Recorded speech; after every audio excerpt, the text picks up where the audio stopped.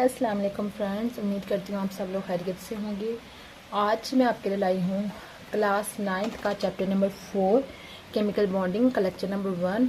आज lecture number 1 है। आज हम देखेंगे केमिकल बॉन्डिंग की इंट्रोडक्शन कि केमिकल बॉन्डिंग क्या है। ठीक है,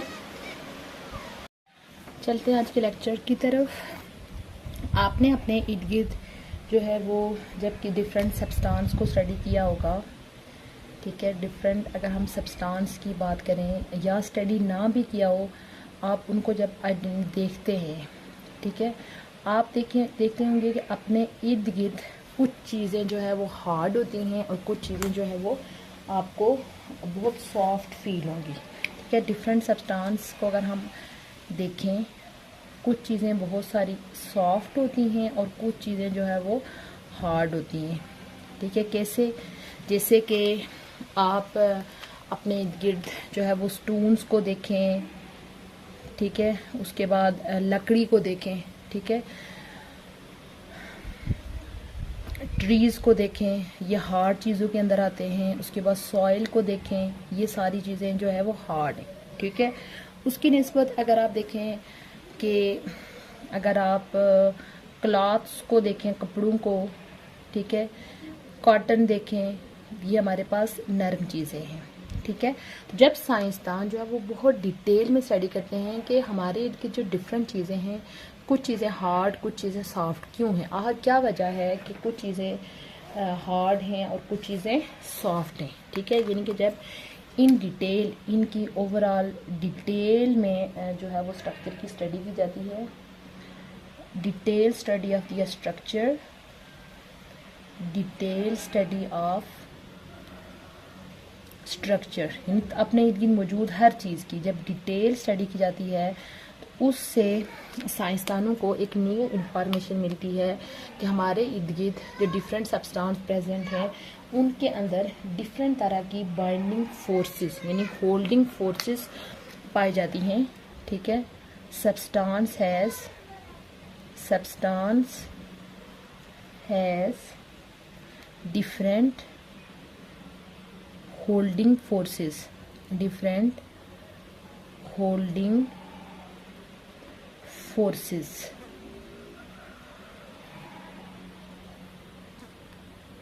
यानी कि हर चीज़ के अंदर कोई ना कोई सब्सटेंस आपस में हो रही है, यानी चाहे वो चीज़ हार्ड है सॉफ्ट है, उनके अंदर डिफरेंट तरह के एटम्स जो है वो प्रेजेंट है और उन एटम्स को जो है वो एक फोर्स है स्पेशल तरह की जो कि उन डिफरेंट एटम्स को एक जगह पे होल्ड करके रख रही है। ठीक है, सब्सटेंस है डिफरेंट होल्डिंग फोर्सेस अमॉन्ग दियर एटम्स, यानी कि पीछे हमने पढ़ा था कि यूनिवर्स का स्मॉलेस्ट पार्टिकल क्या है? एटम है। ठीक है, तो इट्स मीन कि चाहे कोई चीज़ हार्ड है या सॉफ्ट है, उसका जो स्मॉलेस्ट पार्टिकल क्या होगा? एटम होगा। तो अब वो हार्ड है या सॉफ्ट है, उनके अंदर जो डिफरेंट तरह के एटम्स प्रेजेंट हैं, उन एटम्स को एक स्पेशल तरह की जो फोर्सेस हैं वो आपस में क्या कर रही हैं? होल्ड करके रख रही हैं। और वो जो फोर्सेस हैं वो डिफरेंट तरह की हैं, क्योंकि अगर वो फोर्सेस सारी एक जैसी होती तो वो तमाम चीज़ें या तो हार्ड होती या तो सॉफ्ट होती। ठीक है, वो सारी फोर्सेस डिफरेंट हैं, इसी वजह से वो जो हमारे इर्द गिर्द हमें जो चीज़ें नज़र आती हैं, कुछ चीज़ें हार्ड हैं और कुछ चीज़ें सॉफ्ट हैं। अब वो जो मतलब ये जो फोर्सेस हैं या जो होल्डिंग फोर्सेस हैं, इनको क्या बोला जाता है? इनको बॉन्ड बोला जाता है। यानी कि ये जो होल्डिंग फोर्सेस हैं इनको क्या बोला जाता है? बॉन्ड।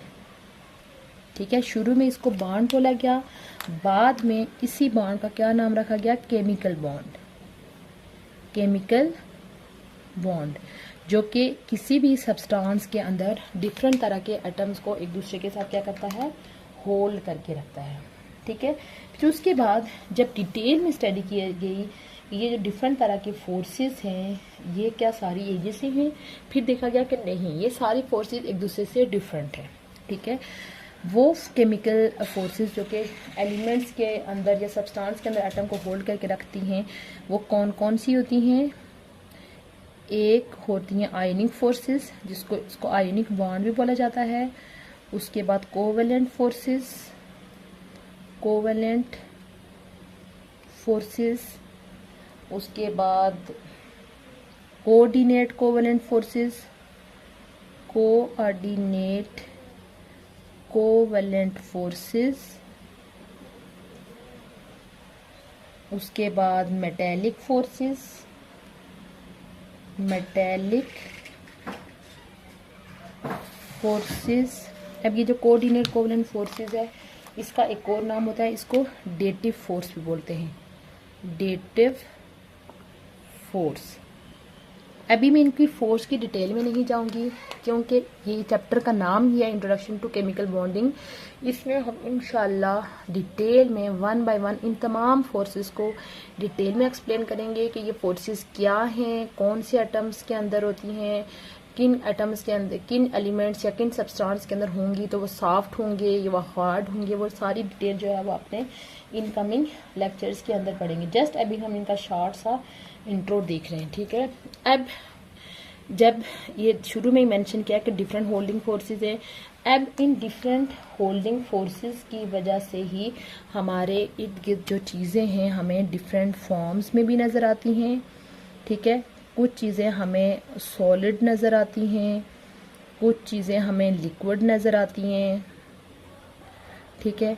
कुछ चीज़ें हमारे गैस फॉर्म में नज़र आती हैं, उसके अलावा कुछ चीज़ें हार्ड हैं, कुछ चीज़ें सॉफ्ट हैं। और ये सारा कुछ जो इनके आगे सब्सटेंस की नेचर है, solid, liquid, gas, hard, soft, ये सारा कुछ डिपेंड करता है इन फोर्सेस के ऊपर कि ये जो फोर्सेस हैं ये किस टाइप की फोर्सेस जो है वो इनके अंदर प्रेजेंट है। इवन के अगर आप इन ये जो सॉफ्ट और हार्ड चीज़ें हैं इनको आप वाटर में भी हल करते हैं, dissolve in water, dissolve in water. जब आप किसी भी सब्सटेंस को वाटर में भी डिज़ोल्व करते हैं तो ये इनका जो बिहेवियर होता है वो क्या होता है, डिफरेंट होता है। Show different behaviours, different behaviour, क्योंकि ये सारी चीज़ें डिफरेंट है। अगर ये सारे सब्सटेंस एक जैसे होते ये एक तरह की चीज़ें शो करते, बट ये सब्सटेंस डिफरेंट है। डिफरेंट होने की वजह से ही इनका जो है वाटर के अंदर हल होना भी जो क्या है, डिफरेंट तरह का है। ये था हमारा आज का पहला lecture chapter number 4 chemical bonding का, जिसमें हमने जस्ट केमिकल बॉन्डिंग का शॉर्ट सा इंट्रो देखा। उम्मीद करती हूँ आपको आज का लेक्चर अच्छा लगा होगा।